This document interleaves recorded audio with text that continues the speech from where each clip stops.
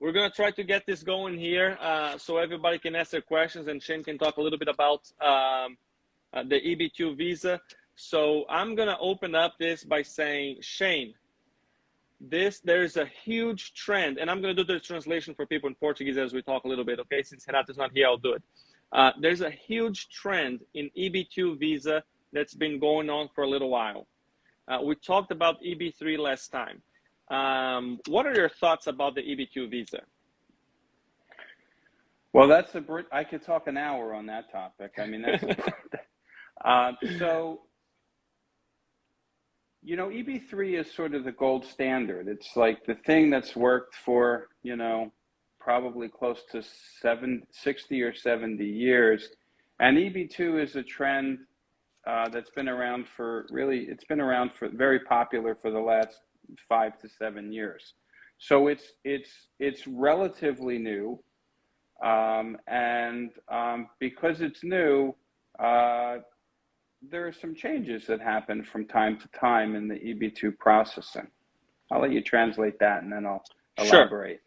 Sure. Eu perguntei para o Shayne, muita gente fala a respeito do visto EB2 faz muito tempo. Na última live nós falamos a respeito do EB3 e nessa vez nós vamos falar especificamente do EB2 porque ele está, vamos dizer assim, na moda, né?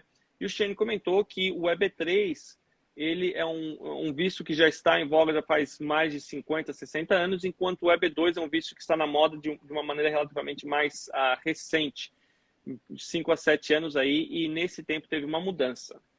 Okay, Shayne, thank you. So, yeah, I mean, so when I say it's recent, I mean, it's exploded on the internet. I mean, the marketing dollars into EB2 has just exploded. And so everybody's talking EB2, EB2, EB2. But for us, it's a question of, you know, does the client really understand what they're doing? And do they understand what the risks and the benefits are to EB2? And I think that's what we should talk about today. Absolutely. Então ele comentou que o EB3, na verdade, o EB2, na verdade, já tem também há muito tempo. Só que essa moda pegou nos anos mais recentes e muita gente tem investido muito dinheiro no EB2 sem necessariamente saber exatamente como que o negócio funciona. É isso que ele gostaria de falar a respeito do assunto hoje. Shayne, do you have any topic in mind that you'd like to start? Well, I mean, I think first people need to know what's the difference between an EB2 and an EB3. Sure. So EB3 is when you're sponsored by a company, you're being offered a job.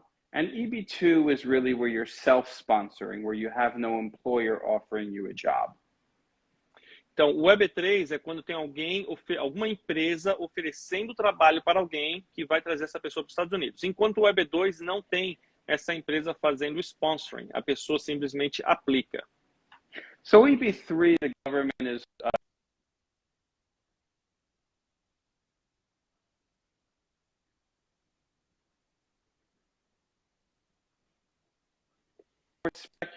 speculative type of process. Maybe you're coming to open a business, maybe you're coming to open a dental office.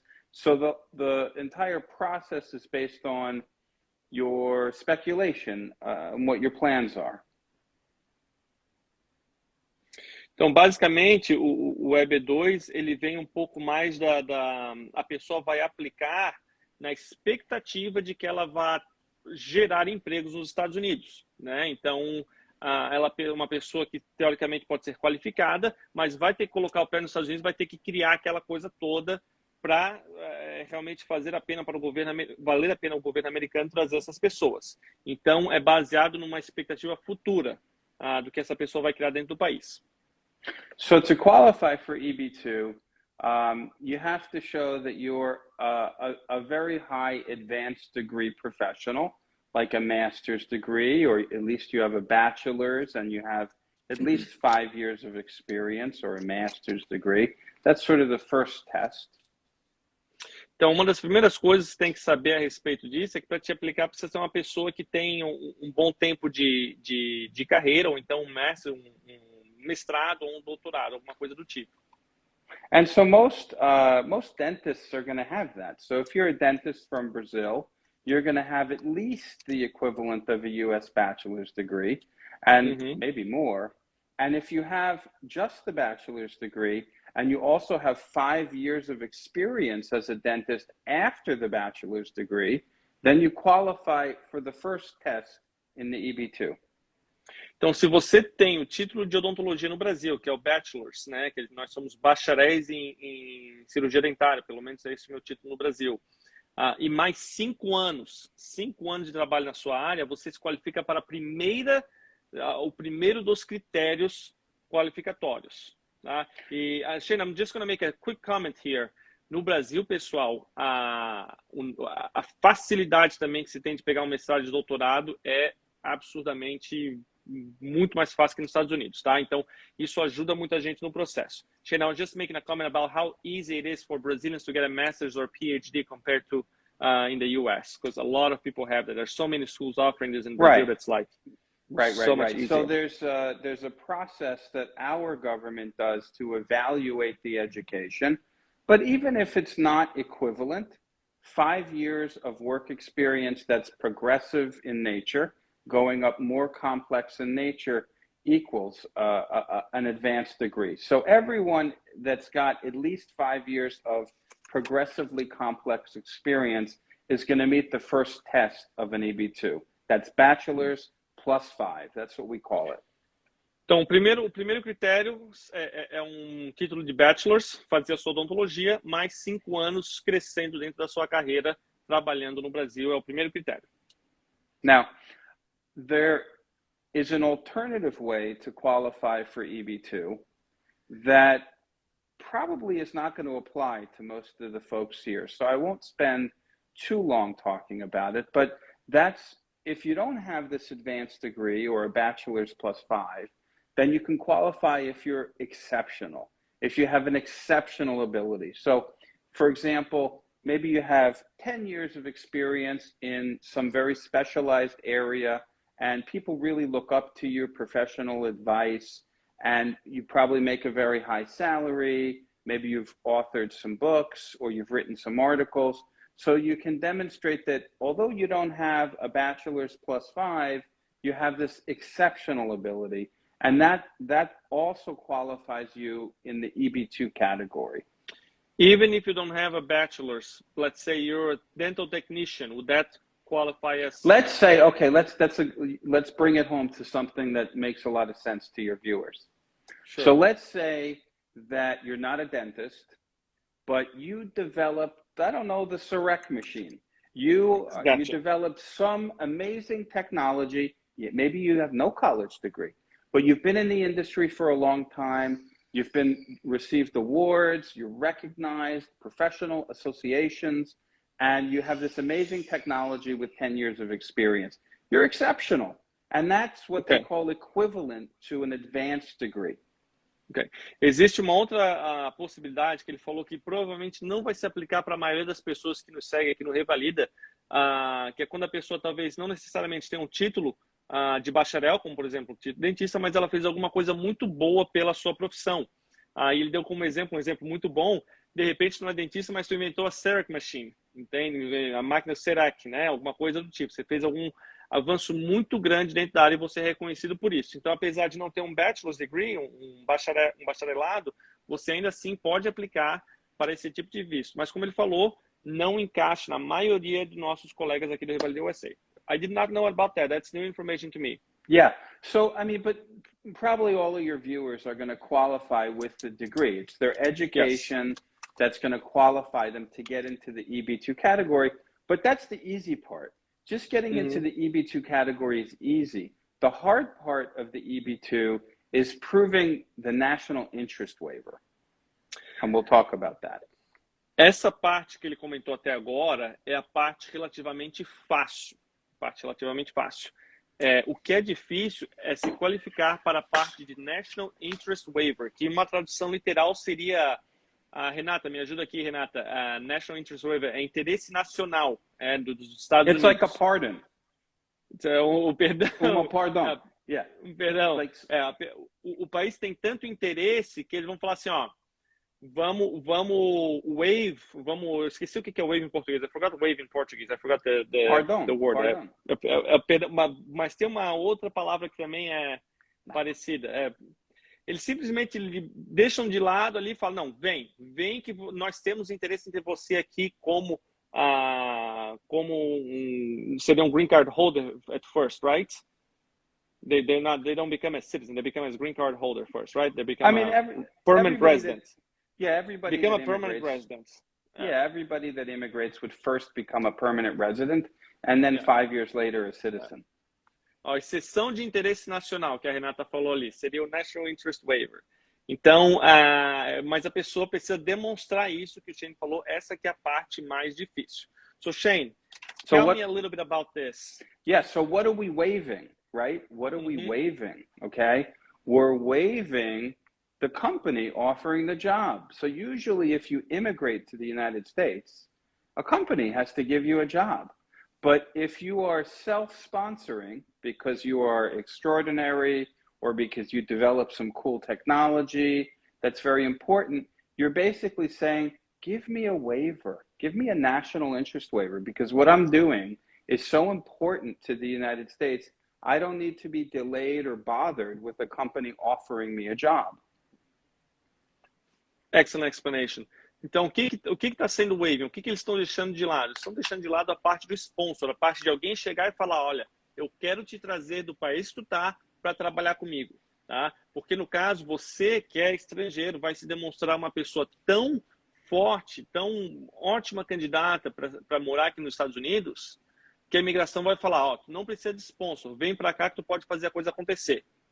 Basicamente é isso. So if you dig in a little bit further,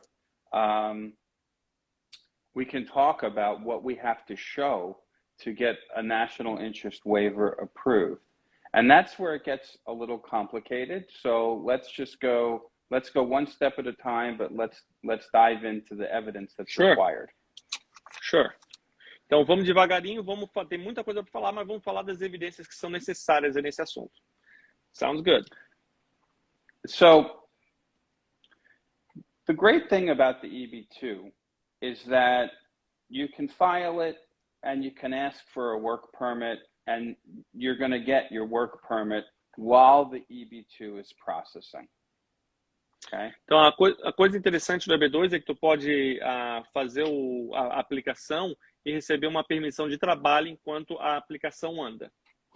While it's processing, the government is looking at the waiver and they're looking at what your proposed endeavor is. What are your plans? What do you want to do in the United States? What's the business plan? What's the technology? What's the business you want to open?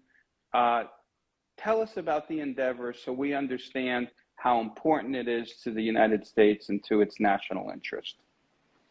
Enquanto você aplica, enquanto o processo começa a correr e você está trabalhando, o governo está avaliando o que você está querendo fazer aqui nos Estados Unidos, qual que é o seu business plan, qual que é o seu plano de negócio, como é que você vai fazer a coisa melhorar aqui. Então, nesse meio tempo, você trabalha, mas o governo vai avaliando a sua situação para ver se você realmente tem a capacidade de fazer a coisa acontecer. What are the financial projections look like? How many people are you going to hire? Are you going to be doing some research in some innovative area? Tell us what the plan is. Quantas pessoas você vai contratar? Quanto de dinheiro a sua empresa vai receber? Você tem planejamento de melhorar alguma área, de fazer algum desenvolvimento tecnológico, alguma coisa do tipo. Então, isso precisa ser explicado no seu processo.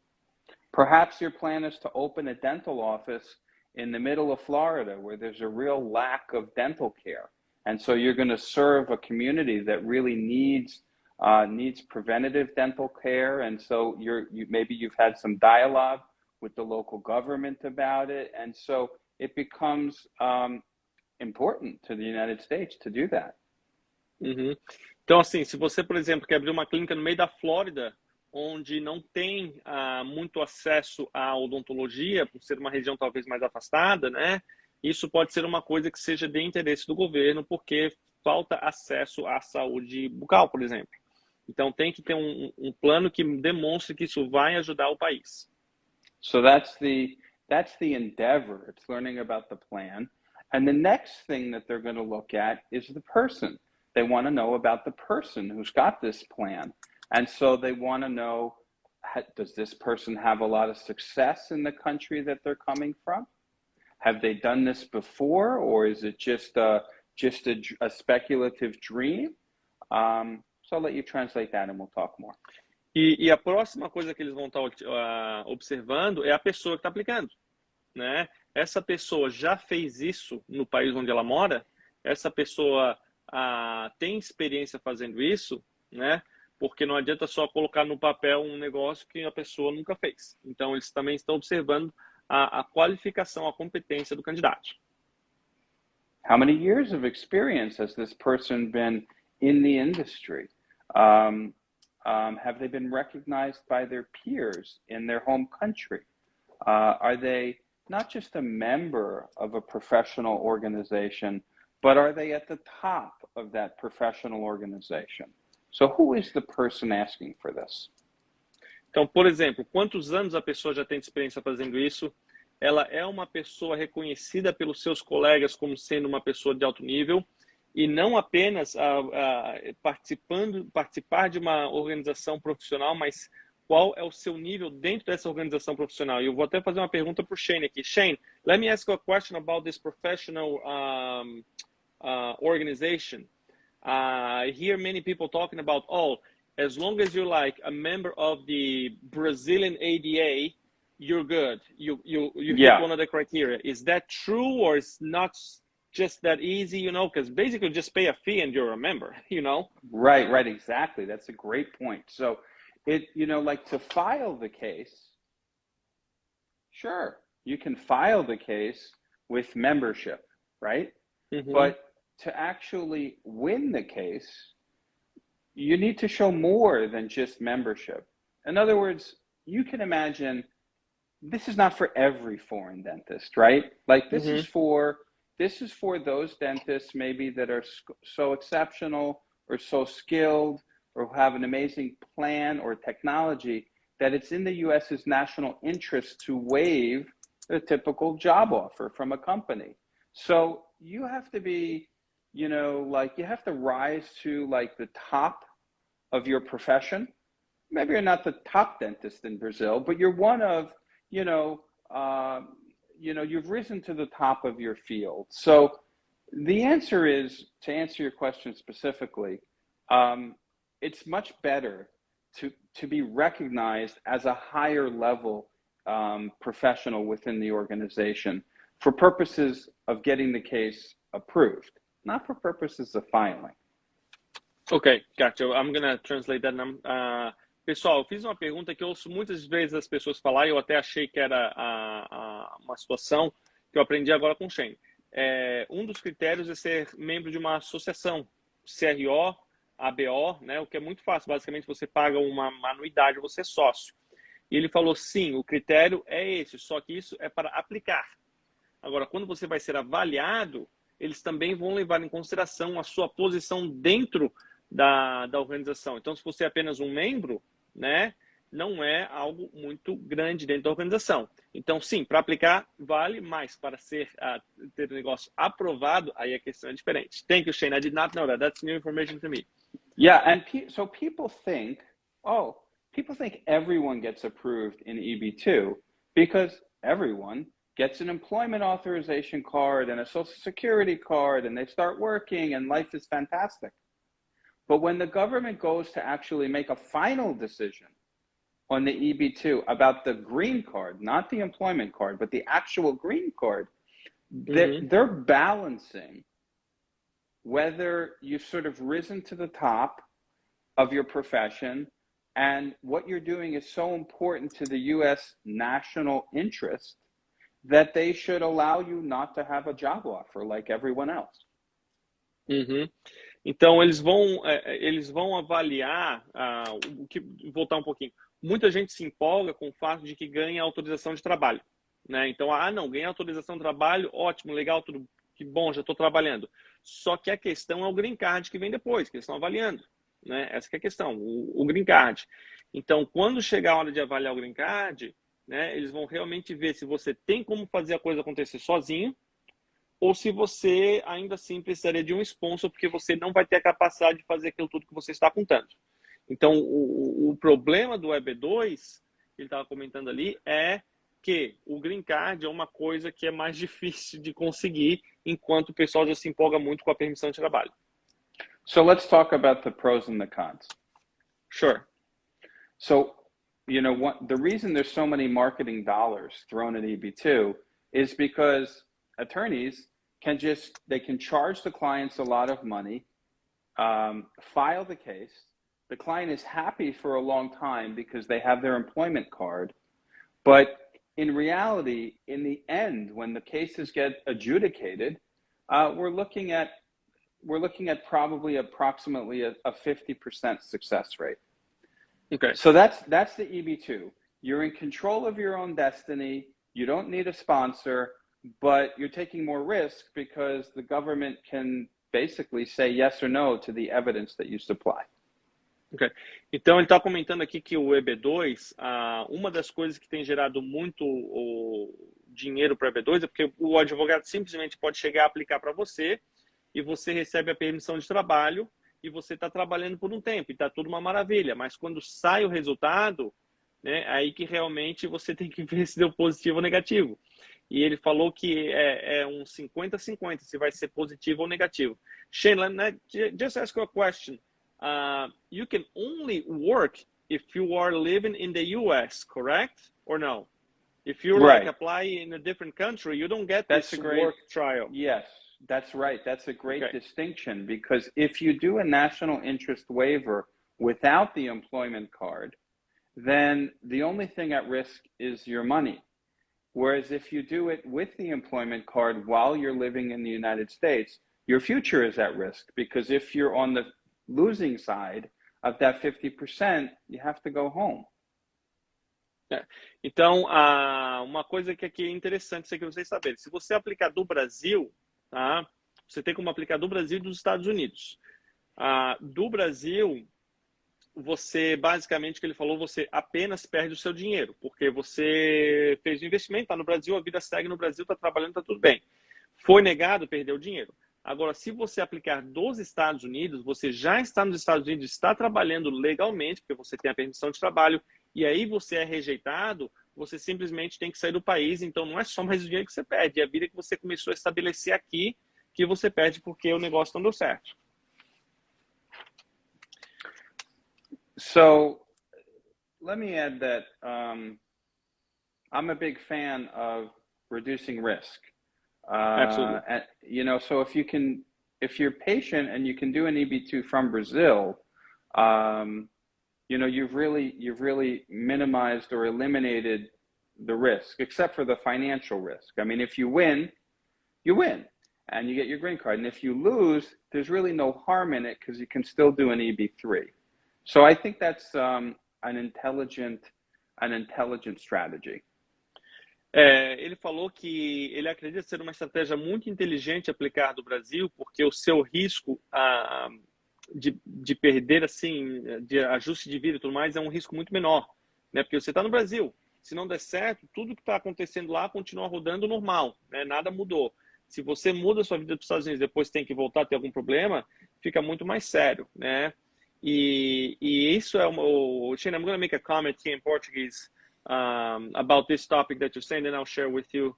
Isso, pessoal, muita gente faz consultoria comigo e pergunta, Léo, o que eu faço? Como é que eu tô? Não tenho green card. Como é que eu vou fazer para botar o pé nos Estados Unidos aí e tal?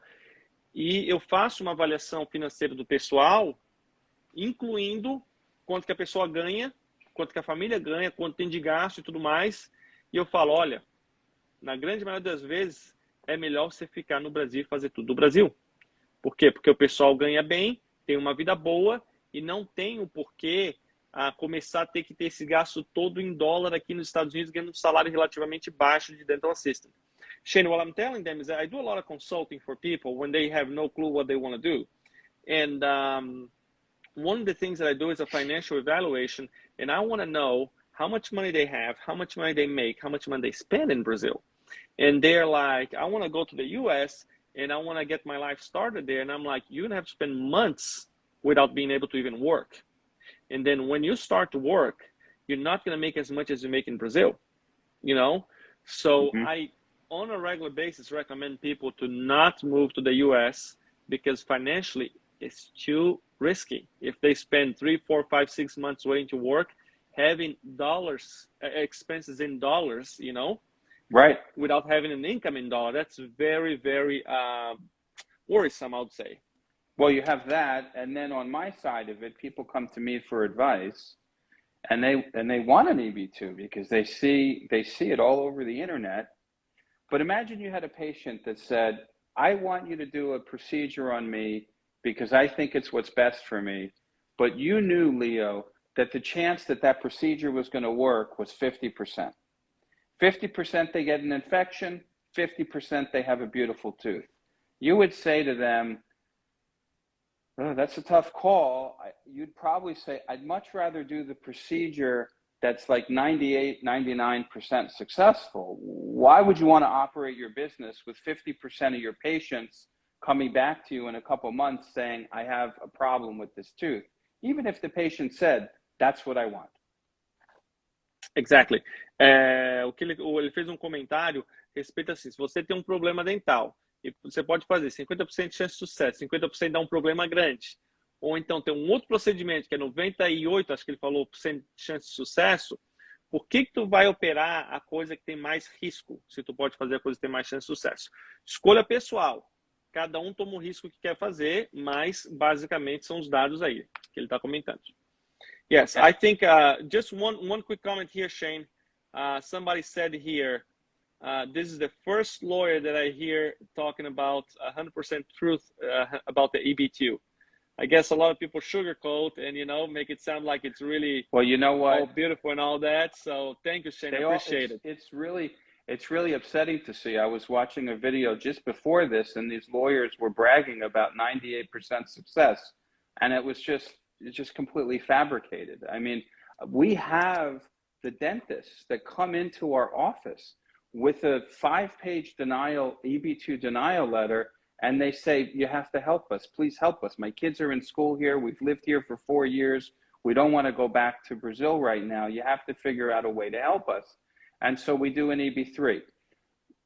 But I don't want to rain on the EB2 parade. There really are approvals in EB2, and some people are qualified for EB2. And so we have to evaluate each case independently. It's not an all or none.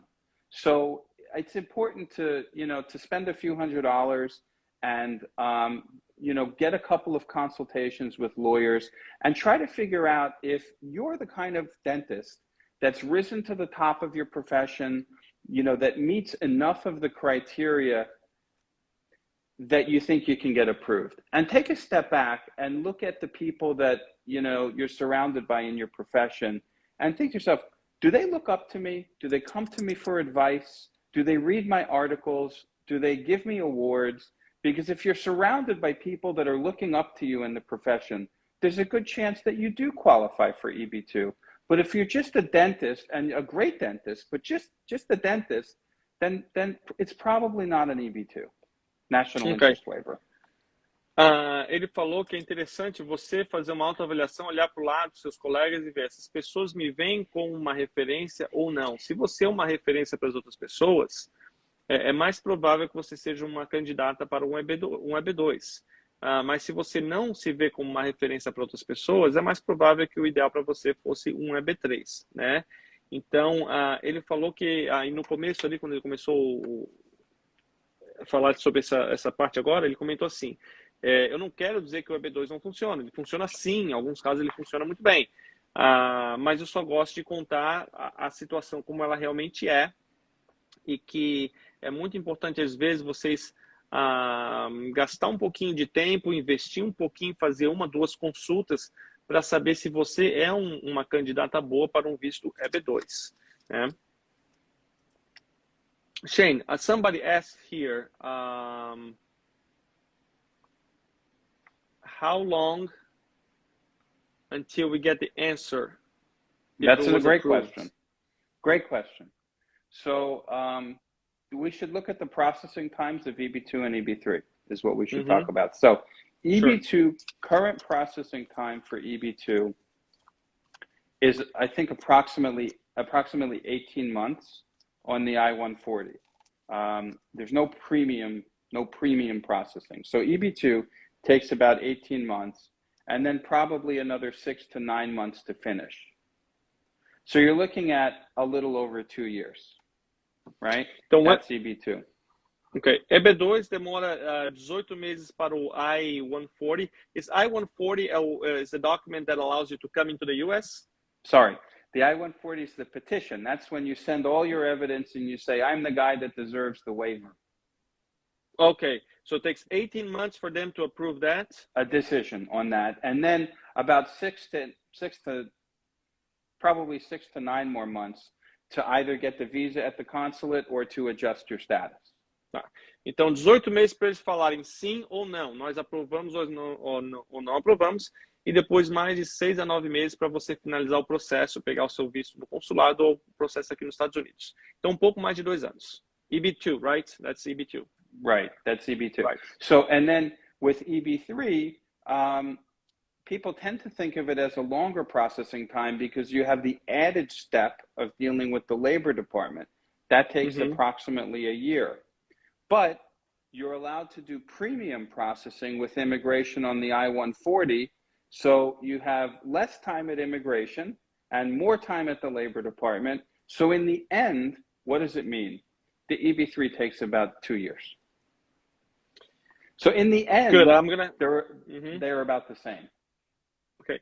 O EB3, ele tecnicamente ele demora mais porque tem a parte do Labor Department. Renata, me corrija se eu estiver falando alguma bobagem aqui, por favor. Mas o Labor Department é a parte que o empregador tem que fazer para dizer, ó, não estou conseguindo achar alguém, preciso pegar alguém de algum outro lugar.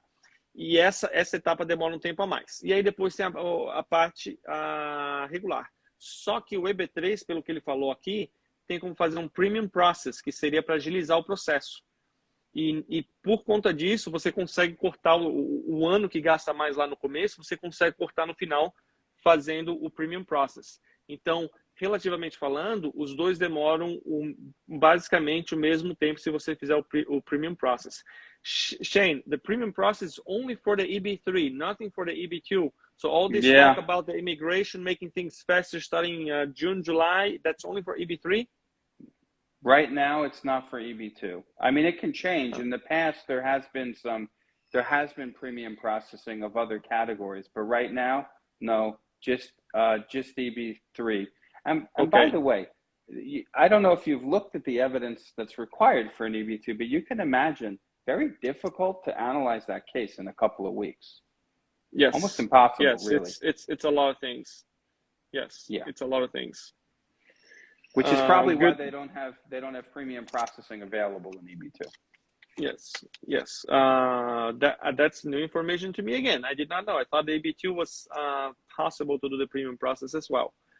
No. But how often in the past have you seen this change? Because right now it is. I'm a business owner. I'm in my business here right now. It is awful to hire people. It's just nearly impossible. Yeah. And when you hire somebody, I mean, I hired somebody and then within 2 weeks, I'm like, hey, I'm sorry, we're just not a good fit, you know? Whenever you find somebody, you know, is a person that's still on their phone or, you know, it's very, very challenging.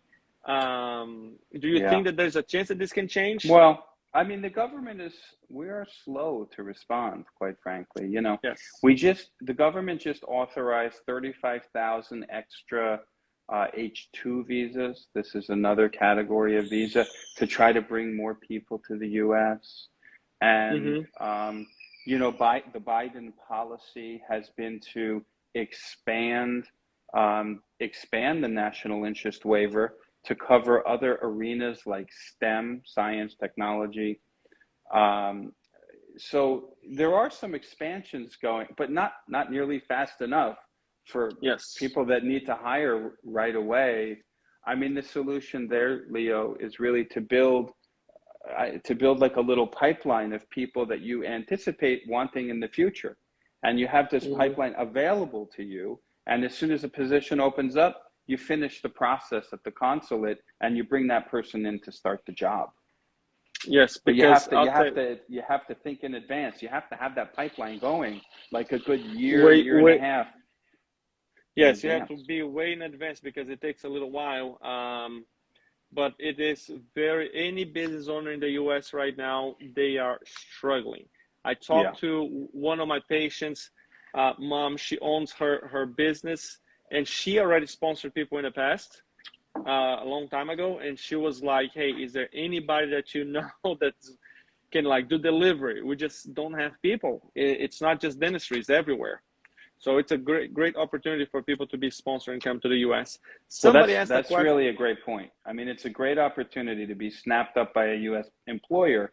And I mean, like everywhere we turn, employers are saying, yes, I'll sponsor that person. Yes, I'll sponsor that person. Yes. Start the process right away. So it is a good time to do a labor certification. It is really a good time to find a sponsor. I mean, we even have sponsors that are sponsoring in all sorts of professions outside, but even inside of dentistry, we have sponsors that are sponsoring dentists all the time. And they have unlimited jobs available. I mean, there's so many jobs out there. E ele está comentando que ele tem muita gente fazendo sponsor da parte de odontologia. Shayne, if anybody's interested, can they just reach out to you guys, the Epstein Group? Yeah, I mean, I would schedule a consultation, and we will figure out whether they want to go for an EB2 or want to go for an EB3. And if one of our clients has an opportunity, then we would hope that they would, interview and successfully get that job. Yeah. Somebody asked here, let me translate. Pessoal, se alguém quiser, ele falou que tem muita vaga com muitos clientes. Se alguém quiser, tiver interesse, entre em contato com eles para fazer uma consulta, tá? Shayne, somebody asked here, to have an EB3, do I need to get my dental degree first? I can answer that myself. No, you don't.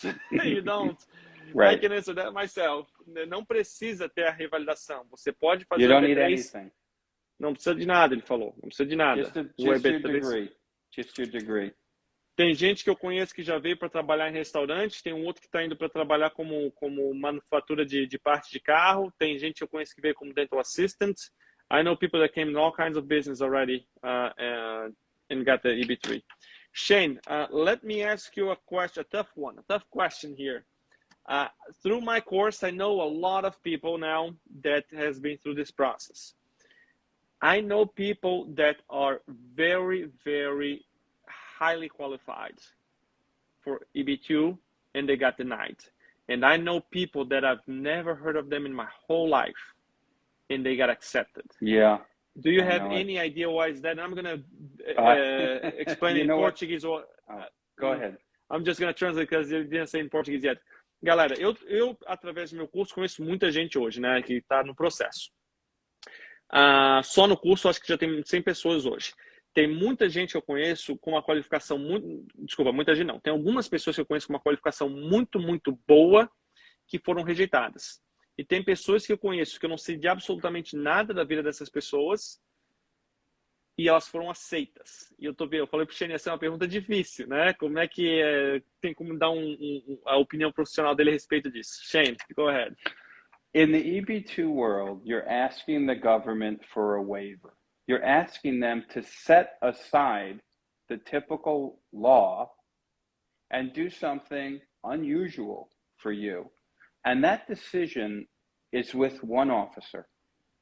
And you either convince that officer or you don't. And it's a very subjective decision. Some officers approve. And others, they want to deny everybody.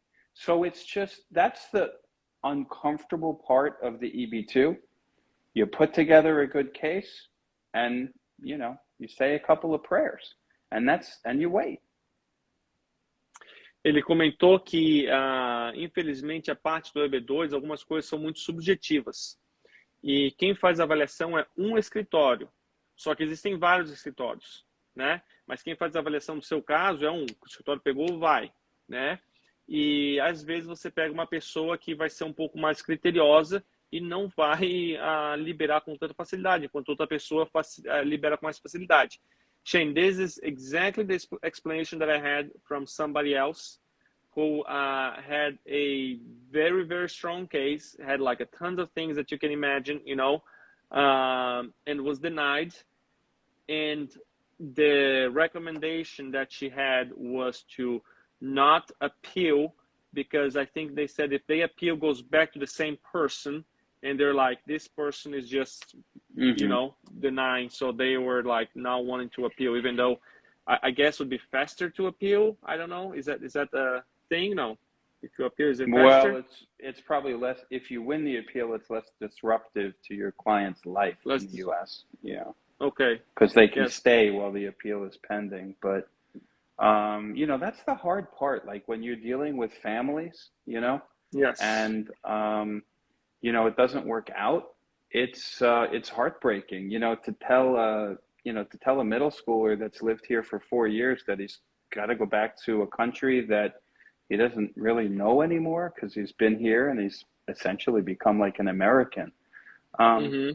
That's the hard part about the EB2. But, you know, you have to, like, life is a balance. It's, you know, it's risk versus reward. So, you know, there are some advantages to EB2 and there are some disadvantages to EB2.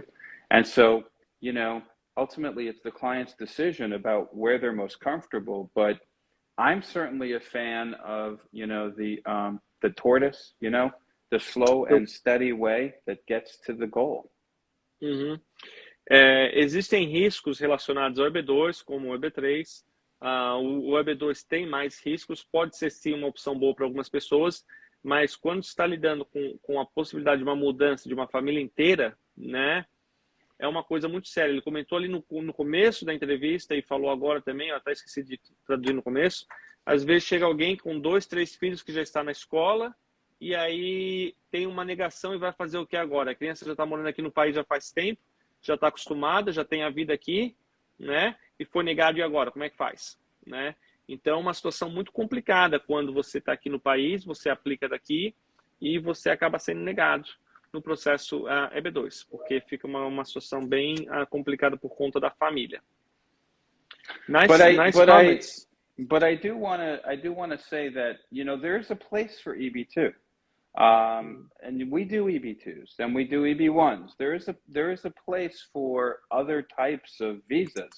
But it's important, one, to understand the risks, and also, two, to understand whether you really have risen to the top and your endeavor in the United States is really going to have a national impact. And if you can show that, there is definitely a place for an EB2. Ele não quer desencorajar as pessoas a aplicarem o EB2, mas eles querem que as pessoas estejam cientes do risco e façam uma autoavaliação para saber se realmente você está no top aí da sua profissão para aumentar as suas chances de sucesso, né? Shayne, I think there's a couple more questions here. There was one about dental assisting, if I could comment on that. Yes, absolutely. Go for it. So if you can sponsor a dental assistant. Yeah, I mean, so a lot of dental offices will help a dentist, a foreign dentist, to make their career in the U.S. So starting off as an assistant, and then maybe hygiene, and then take the boards and become a dentist. So that is a classic way of progressing in a career in immigrating. Dental assisting, so it's EB3, dental assisting, dental hygiene, and then take the boards and go to dental school. That is the formula for success. Então, o Marcos que perguntou, não, desculpa, Marcos não, foi o outro colega ali que perguntou a respeito do dental assistant, o Juliano, doutor Juliano Monteiro. Existe, sim, um interesse em pessoas estrangeiras em trazer, pessoas aqui dos Estados Unidos em trazerem dentistas estrangeiros, e essas pessoas começam como dental assistant e pode dar o pulo para ser dental hygienist ou odontologia, né? Mas o que importa é a pessoa botar o pé aqui nos Estados Unidos e entrar como um dental assistant. Então, sim, existe essa possibilidade. There's another question here, Shayne. Age after 50 years old, is this a negative point, no. Negative aspect for an EB2 application? Not at all. EB2, EB3, both of those work. Não. O Yeah, colega no perguntou, a partir limit. dos 50 anos, tem problema? Ele falou, não tem problema a idade. EB2, EB3 não tem problema. Eu vou começar a finalizar aqui, vou ver se tem alguém mais com alguma dúvida, eu vou finalizar. Shayne tem criança em casa, eu tenho criança em casa. Shayne, both you and I have kids at home, right? I'm going to open for the last questions here, see what comes up. Let me see here.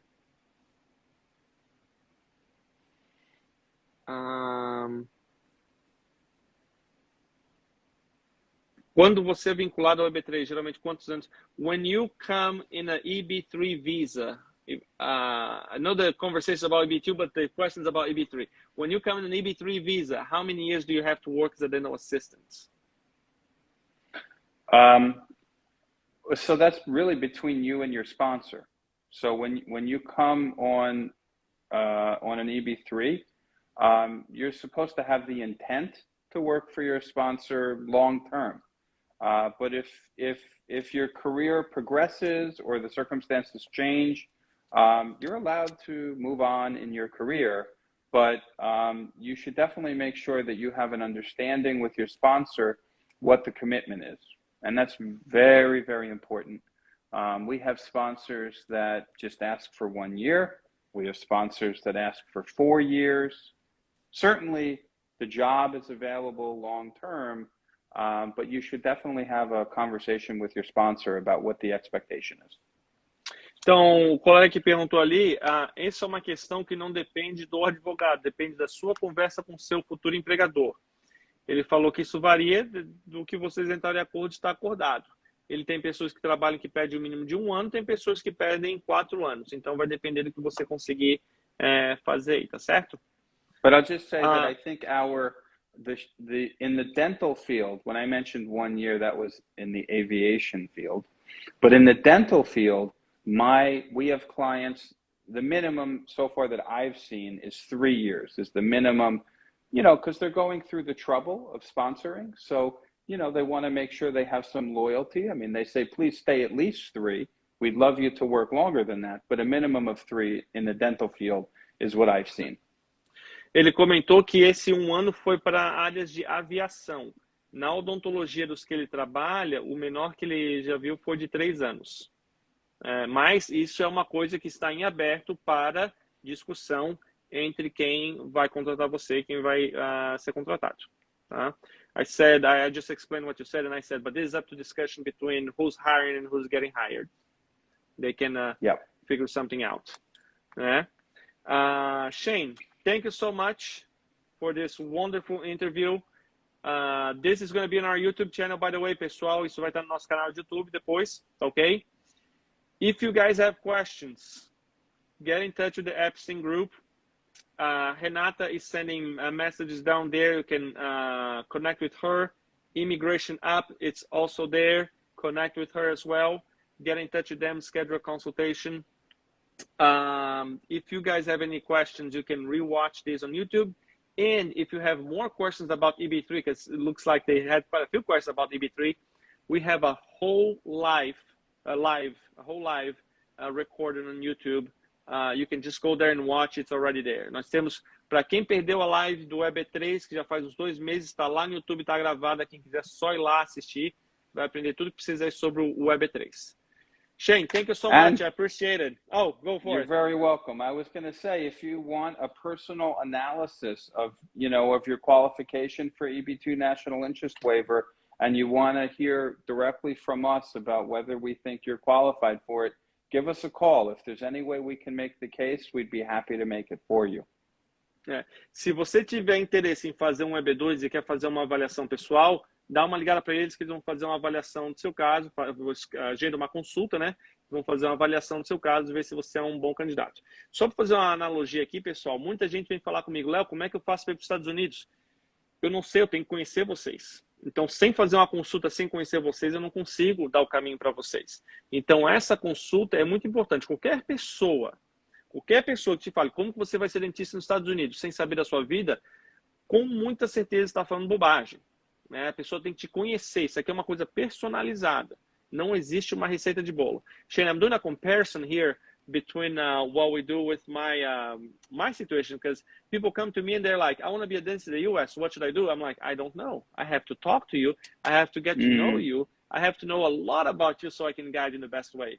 This is the same thing with you. You need to know people in a personal level to tailor the best option for them rather than saying, oh, this is the way to go. You know, there's you you have to know people. I need a couple of x-rays and a CAT scan before I can make a diagnosis. Absolutely. Aí, ó, falou que precisa de uns dois raios-x antes de fazer o diagnóstico. É exatamente isso. Loved it. Yeah. Shayne, thank you so much. We'll see you next time. Thanks, everybody. See you next time.